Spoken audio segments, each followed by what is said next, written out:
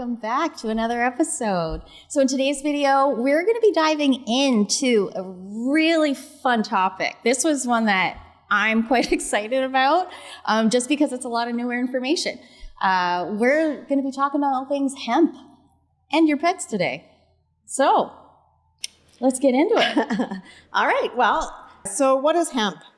Well, hemp is a botanical class of cannabis. It is not the same as a marijuana plant. It's totally different, and it only contains less than 0.3% THC. As we know, THC is not good for our dogs, so please do not give your THC to your dog. It can actually kill them, okay? Just so you know, a fun fact, marijuana, different strains will have anywhere from 5 to 30% of THC in their products. So there's different classes of it. So you would just, it doesn't matter. You're not giving it to your dog. That was just a fun fact. That's the difference between the hemp and marijuana plant, is the amount of THC that's in it. They filter differently That's for right. animals. They're definitely filtered differently. The hemp plant has been used around the world for many, many different things, clothing and shoes and stuff like that. So it's a very durable plant. The benefits and the uses of hemp is it's great for your skin and coat. It's also a good source of vitamin 3, 6, and vitamin E, which is very important to their health. It also helps with, again, bone and joint health, anxiety, inflammation, pain relief. And personally, I had an experience with one of my dogs who had epilepsy. And she took it for quite a long time before I actually had to put her on medication.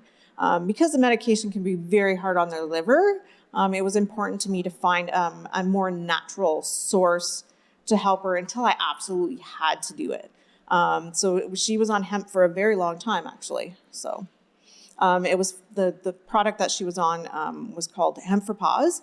It is now called Hemp for Tails, which we sell. So I will just put that out there. Anybody struggling with their pets with epilepsy, it really does help. And what it does, it just helps with the inflammation. And what happens when they have a seizure is it's the blood vessels. So this just opens up the vessels a little bit more and helps that blood flow get to the brain properly. So That's a really great alternative in comparison to a lot of the products that they recommend for dogs that end up being, like in your case, epileptic. It's actually been amazing to see the results that some people are gaining, going a more natural route, trying to eliminate a lot of toxins, because a lot of chemical imbalance and things like that, that they are actually ingesting. And as it's in their body, the compound of that with other things that they can consume can actually wreak havoc on their actual structures inside of their bodies that way. That's a really wonderful way that it's been used.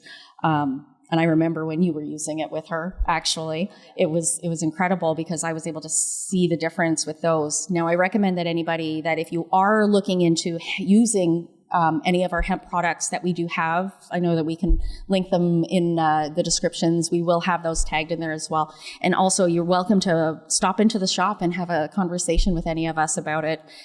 These are products that a lot of our staff have had personal use with their own pets. I use them with mine as well too. I found that with my dog's older ones, as they aged, that it was definitely something that did bring a lot of benefit and a lot of relief. My old working dog, Dozer, he actually ended up, especially when you're a working dog and you are high activity and you're high drive. He was not a chill and sit back dog. He was a go-getter and he was pretty athletic. So, and especially for him being at a larger size, he was over 90 pounds, 95 was usually around his working weight. He was a big guy.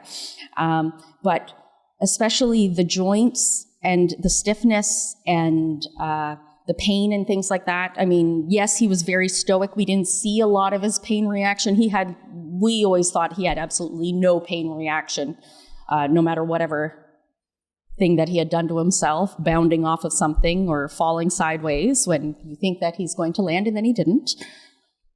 They've all got their fun quirks like that. But it did bring a bunch of relief. All of a sudden, when he hit the age of 10, say that we'd spend a weekend up at the cottage, we'd come home and he would want to sleep for 2-3 days. But him getting up out of his bed and moving, when usually those first few days when we'd get back from the cottage after, he'd spend the whole weekend chasing rabbits just for fun, thinking that he was, a spry 5-year-old again, but no, buddy, you're 10 years old and you got to slow down. After he would have, they were hemp for paws cookies is what they were at the time. We loved those. He'd get 1 or 2 of those and all of a sudden he'd get up out of bed, he'd be fine, be ready to, thinking he's going outside, going to go chase a squirrel now. But I find that the benefit of being able to use it as a natural product, the other thing too is it really did aid in digestion. He had a little bit of a GI issue for probably around 5 to 6 months. And I just kept on giving him the cookies. And it actually did help because of the extra fiber that was in it as well. Right. Helped to soothe. It was a great source of the fiber in it as well. But I remember seeing the difference of him achy and then me trying to give him something orally that was medicated or whatnot in comparison to the change of when he was just getting just a regular plain cookie. I found that his balance was much better when we were on more of the natural side for it. Now, this isn't the case for everybody. I do recommend speaking to your veterinarian just to see where they sit as well with them, just because you don't want to just all of a sudden be administering something to animals that it doesn't actually apply to for that cause. Joint stiffness, things like that, lackluster, like skin and coat and stuff like that. I've seen it have wonderful effects, especially on the health of their skin and the way that the fur can shine and things like that as well. One of the reasons why that I find that the hemp terpenes themselves actually do react very wonderfully with animals is because in comparison to humans, dogs actually have 2 times the amount of receptors. So for CB1 and CB2 receptors, this is where I start to get down my nerdiness. So I ended up getting into the research of it, and I absolutely was blown away by seeing how it actually affects in the brain for animals in comparison to what they're studying on humans, where CBD has taken off, and it's a whole other world now, having that available to us, and especially for animals. So Hemp for Tails has been doing. It's incredible to see the different things that they've been able to accomplish. And like Michelle has said, it's not a replacement for your vet, but it might be a nice add-on to what you're already doing. What I like about the hemp, it doesn't make them drowsy. It doesn't. They're not getting high, or with medication. Sometimes, like you said, it makes them drowsy or kind of dopey.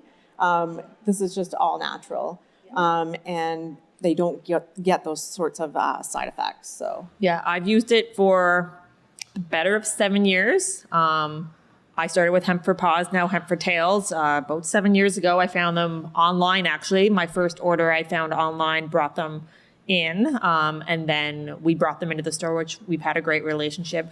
But I started using it heavily after my husky had knee surgery.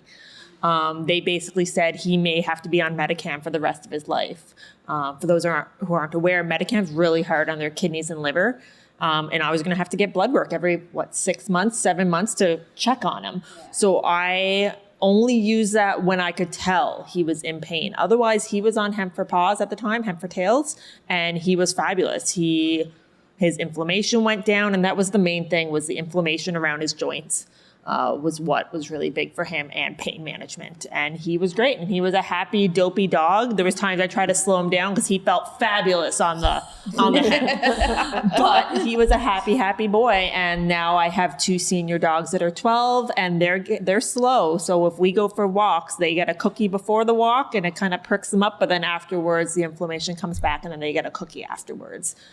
They're kind of everyday now management because they're just sore. They're old, they're sore, but that's mainly why I've used it. My brother-in-law uses it. His dog is terrified of fire and fireworks. So if they're having a bonfire, she is losing her mind. So they make sure they give her a cookie and then she can just relax. They don't want her to be stressed. They want her to enjoy it. So fireworks, Canada Day, they're making sure they're giving her a cookie. That's a really great point. Cause I've also had it for, I've had clients come into the shop and one of the problems that they're coming to us with a lot of the times is, oh my gosh, my dog is horrible in the car. My dog can't do car rides. Okay, well, how old is your dog? Is this a young pup, like younger puppies? Okay, they get over the car sickness and being like startled inside the vehicle and stuff like that. But what do you do with those dogs that are, oh my gosh, he's 2 years old and he just freaks. I have a drive back home. I don't know how long they're going to be able to be okay in this long car ride. Well, we've used the cookies to help to relieve some of that anxiety, takes away that nervous energy a little bit. It helps to influence their natural state of calm in their body. And we've been able to see that instead of having to use, what have we used for calming before? Trazodone. I've had an animal where they were prescribed something that was going to actually take them from a level of this kind of anxiety right down to flatline. But instead of having the zombie dog, we had the nice, cool, calm, chill dog instead, but without having to use crazy medical intervention. Absolutely. And the bright side of the hemp for tails particularly, they've had multiple strands. So they have cat, which is perfect for those cats that don't do well at the vet. Because I don't know many cats that do great into carriers and they magically go to the vet all happy and perky. Realistic, that's not really a thing with most cats I know. I don't know if yours has it, but most I know don't. And they even have a horse line now. So people use it helping getting horses in and out of trailers or like that inflammation when they're getting into the senior 20s. They do great things. I don't know anything about dosing for horses, but go to their website. They have all of that information there. But we do carry the cat and dog line, and we've had some customers that do great on it. I actually even have a friend who's a vet, and hemp is very new in the veterinary world. They won't recommend it. They don't learn about it in school. It's still kind of relatively new. It's more the naturopath side of dog care. So not many will recommend it. They don't really have the information on it. So doing your own research on it. But I have a friend that's a vet that uses it now because she sees the benefits. So it's amazing to see that change happening slowly. It'll take a little bit. It is because it's still new. Yeah, it's still new, just like it is for all of us with the legalization in Canada. It's still very new. So even having doctors going to your family doctor and saying, I want CBD, it's still new. They don't learn about it in med school, so it'll take a little bit, but we're getting there. So do your research, see if it'll work for your guys. Yeah. Thanks for watching this week's episode, guys. We hope this educated you a little bit on hemp. We know it's a new world and it's very confusing for some, but we really hope this answered some questions on it. If there's anything else you'd like to know about it, feel free to send us a message. We have Michelle's email in our description, or give us a call. We're happy to talk about this. We've all had personal experience and different personal experiences that we can kind of relate to. So if you like this video, please give it a like, share, follow. Hit the notification bell. Check us out on Facebook, Instagram, TikTok, and we'll see you guys next week.